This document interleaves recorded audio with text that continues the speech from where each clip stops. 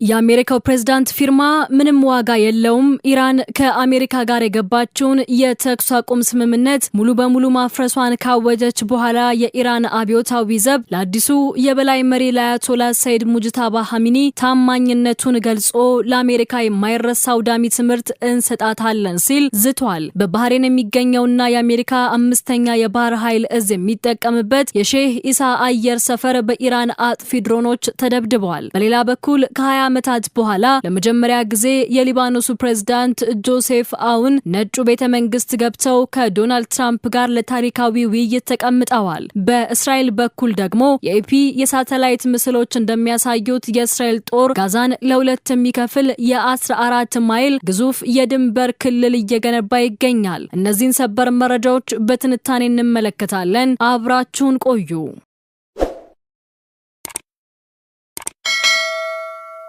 በመካከለኛው ምስራቅ የፖለቲካና ዲፕሎማሲ ታሪክ ውስጥ እጅግ አስደናቂና ያልተጠበቀ አዲስ ምዕራፍ ተከፍቷል። ከሁለት አስርት ዓመታት ሙሉ ዲፕሎማሲያዊ ቅዝቃዜና መራራቅ በኋላ ለመጀመሪያ ጊዜ አንድ የሊባኖስ ሀገር መሪ በዋሽንግተን ነጩ ቤተ መንግስት ተገኝተው ከአሜሪካው ፕሬዝዳንት ዶናልድ ትራምፕ ጋር ለሰዓታት የዘለቀ ታሪካዊ ውይይት አድርገዋል። በጥር 2025 የሊባኖስ ፕሬዝዳንት ሆነው የተመረጡት የቀድሞ የጦር አዛዥ ፕሬዝዳንት ጆሴፍ አውን በዋሽንግተን ያደረጉትን የ4 ቀናት ይፋዊ የስራ ጉብኝት በማጠቃለል ከፕሬዝዳንት ትራምፕና ከውጭ ጉዳይ ሚኒስቴሩ ማርክ ሩቢዮ ጋር ተቀምጠዋል። ይህ ክስተት የቤሩትና የዋሽንግተንን ግንኙነት ሙሉ በሙሉ ወደ አዲስ ምዕራፍ ያሸጋገረ አዲስ ዲፕሎማሲያዊ ስኬት ተደርጎ ተወስዷል። ይህ ከፍተኛ ደረጃ ያለው የስብሰባ ቀጠሮ ዝም ብሎ የተከናወነ ሳይሆን በአሜሪካ አዘጋጅነት በእስራኤልና በሊባኖስ መካከል ሲካሄድ የነበረውን ሚስጥራዊና ይፋዊ ንግግር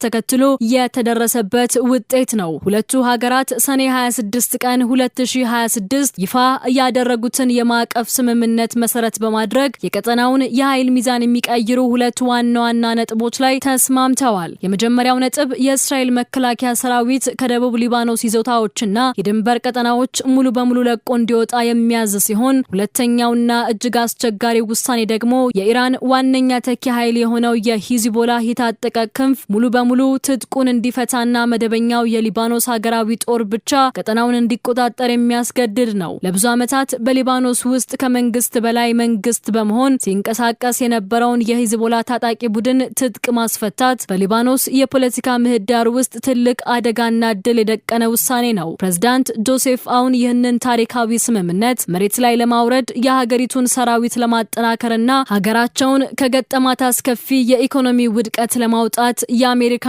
ቀጥተኛ ወታደራዊ ፖለቲካዊና ፋይናንሲያዊ ድጋፍ ለማግኘት ነው ወደ ዋሽንግተን ያመሩት። በሌላ በኩል ፕሬዝዳንት ዶናልድ ትራምፕ ይህንን አጋጣሚ በመጠቀም በሊባኖስ ላይ የነበረውን የኢራን አጥፊ ተጽዕኖ ሙሉ በሙሉ ለመደምሰስና በእስራኤል ሰሜናዊ ድንበር ላይ ዘላቂ ሰላም ለማስፈን አልመዋል። ይሁን እንጂ ቴሄራን በኪሳራ የምትቀበለው ውሳኔ ባለመሆኑ የሂዝቦላ ትጥቅ መፍታት ሂደት በቀጣይ ቀናት ወደ ከፋ ውስጣዊ የእርስ በርስ ግጭት ወይም የፖለቲካ ውጥረት ሊያመራ ይችላል የሚለው ስጋት የብዙዎችን ትኩረት ስቧል። በሌላ በኩል በአሜሪካና በኢራን መካከል የተቀሰቀሰው ወታደራዊ ግጭት ሙሉ በሙሉ ቁጥጥር ወደማይደረግበት አስፈሪ ምዕራፍ ተሸጋግሯል። የኢራን የቀደመው የበላይ መሪ አያቶላህ አሊ ኻሜኒ ህይወት ማለፉን ተከትሎ ወደ መንበረ ስልጣኑ የመጡት አዲሱ የኢራን የበላይ መሪ አያቶላህ ሰይድ ሙጅታባ ኻሜኒ ለመላው የኢራን ህዝብና ለጦር ኃይሎች የመጀመሪያውን ደረቅና አውዳሚ የጦርነት ጥሪ አስተላልፈዋል። አዲሱ የበላይ መሪ በሰጡት ይፋዊ መግለጫ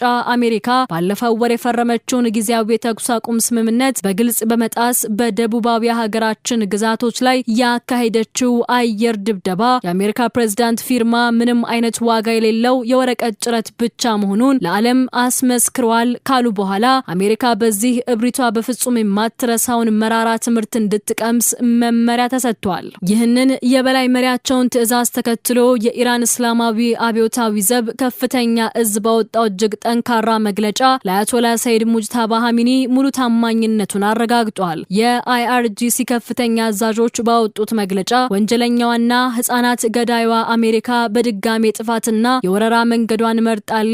እኛ ከእንግዲህ በኋላ እምነትና ቃል ኪዳን በሌላት ተንኮልና ጥላቻ በሞላባት አሜሪካ ጋር የሀገራችንን ዕጣ ፋንታ በድርድር ስም አናስርም። ለመላው ወራሪዎች ማሰቃያ የሚሆንና በፍጹም የማይረሱትን አውዳሚ ትምህርት እንሰጣቸዋለን ሲሉ ዝተዋል። የኢራን ጦር ይህንን ዛቻ ወዲያውኑ በጦር ሜዳ ወደሚታይ በተግባር የተደገፈ ጥቃት ቀይሮታል። የፋርስ የዜና ወኪል የኢራንን ጦር ዋቢ አድርጎ እንደዘገበው አሜሪካ በኢራን ደቡባዊ ክፍሎች ላይ የምታካሂደውን አውዳሚ የአየር ጥቃት ለማስፈጸም የሼክ ኢሳን አየር ማረፊያን እንደ ዋነኛ መነሻ የተጠቀመችበት በመሆኑ የኢራን ጥቃት ይህንን ስፍራ ኢላማ እንደሚያደርገው ተመላክቷል። በጋዛ ያለው የወታደራዊና የመሬት ላይ ሁኔታ መላውን ዓለም ያስደነገጠና የቀጠናውን ካርታ ሙሉ በሙሉ ወደ መቀየር የተሸጋገረ አስፈሪ ምዕራፍ ላይ ደርሷል። የአሜሪካው ታዋቂ የዜና ወኪል አሶሺየትድ ፕሬስ ያጠናከራቸውን የቅርብ ጊዜ ከፍተኛ ጥራት ያላቸውን የሳተላይት ምስሎችና የመሬት ላይ መረጃዎች ዋቢ በማድረግ ባወጣው አጣዳፊ ዘገባ የእስራኤል መከላከያ ሰራዊት የፍልስጤም ግዛት የሆነችውን ጋዛን ሙሉ በሙሉ ለሁለት የሚከፍሉ የ14 ማይል ርዝመት ያለው ግዙፍ የአፈር የኮንክሪትና የቴክኖሎጂ ክልል መገንባቱን ይፋ አድርጓል። ይህ አዲስ የተገነባው የደህንነት ክልል አጠቃላይ ርዝመቱ 40 ኪሎ ሜትር እና ጎኑ ደግሞ 11 ኪሎ ሜትር የሆነችውን ጠባቧን ጋዛ ከግማሽ በላይ ርዝመቷን ሰንጥቆ የሚያልፍ ነው። ዘገባው እንደሚያስረዳው የእስራኤል ጦር ይህንን ግዙፍ ክልል የገነባው ከዚህ ቀደም የፍልስጤማውያን መኖሪያ አካባቢዎች በነበሩና አሁን ሙሉ በሙሉ በደመሰሳቸው ፍርስራሾች ላይ ነው። በተለይም ባለፉት 2 ሳምንታት ውስጥ ብቻ የክልሉ ግንባታ በከፍተኛ ፍጥነት የተስፋፋ ሲሆን በደቡባዊ ጋዛ ከነበረበት 500 ሜትር ተነስተው በአጭር ጊዜ ውስጥ ወደ 2.4 ኪሎ ሜትር በማሳደግ በእስራኤል ቁጥጥር ስር የሚገኘውን የራፋ ፍርስራሽ በመቶ ሺዎች የሚቆጠሩ ተፈናቃዮች ከሚገኙበት አልመዋሲ የድንኳን ሰፈር ሙሉ በሙሉ ገንጥለውታል። የአሶሺየትድ ፕሬስ የሳተላይት ትንታኔ እንደሚያሳየው ግንባታው አሁን ባለው ፍጥነት ከተቀናጀ ከደቡቧ ካን ዩኒስ ከተማ ተነስቶ በሰሜን እስከ ጋዛ ከተማ አቅራቢያ ድረስ 17 ኪሎ ሜትር ያህል ሳይቋረጥ ከሚዘልቀው ረጅሙ የክልል መስመር ጋር ይገናኛል። የእስራኤል መከላከያ ሰራዊት ለኤፒ በሰጠው ይፋዊ ምላሽ የክልሉን መገንባት ያረጋገጠ ሲሆን በእስራኤል ቁጥጥር ስር ያለው መሬት ወሰን የሚያመለክተውና ቢጫው መስመር ተብሎ የሚጠራው ቀጠና ላይ የተገነባ ነው። ከክልሉ ጎን ለጎን ጦሩ ልዩ የደህንነት ቀጠና የፈጠረ ሲሆን አካባቢውን ሙሉ በሙሉ በራዳር በሰው ሰራሽ አስተውሎት ካሜራዎችና በስለላ ቴክኖሎጂዎች አጥሯቸዋል። የእስራኤል ጦር እንዳለው ከሆነ ከክልሉ የታጠቀ ፍልስጤም ኃይል ወደ እስራኤል ቁጥጥር ስር ባሉ አካባቢዎች ዘልቆ እንዳይገባ ለመክታትና የእስራኤልን ወታደሮች እንዲሁም ድንበር አቅራቢያ ያሉ የሰፈራ መንደሮችን ለመጠበቅ ያለመ ነው ብለዋል። ይህ እርምጃ ግን በተባበሩት መንግስታት ድርጅትና በሰብአዊ መብት ተሟጋቾች ዘንድ የጋዛን መሬት በይፋ መንጠቅ፣ የፍልስጤማውያንን እንቅስቃሴ መክታትና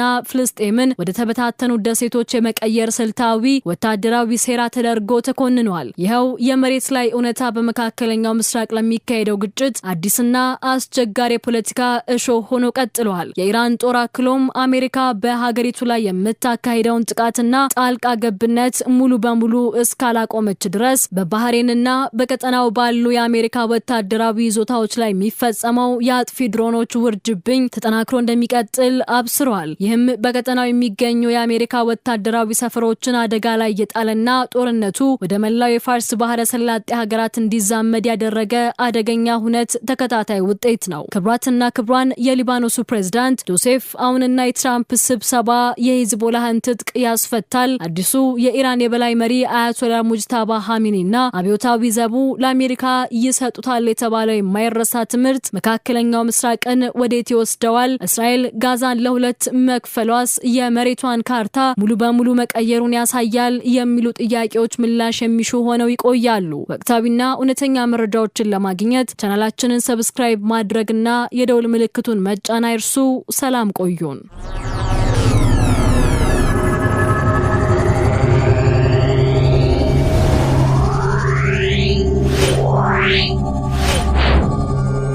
Yeah.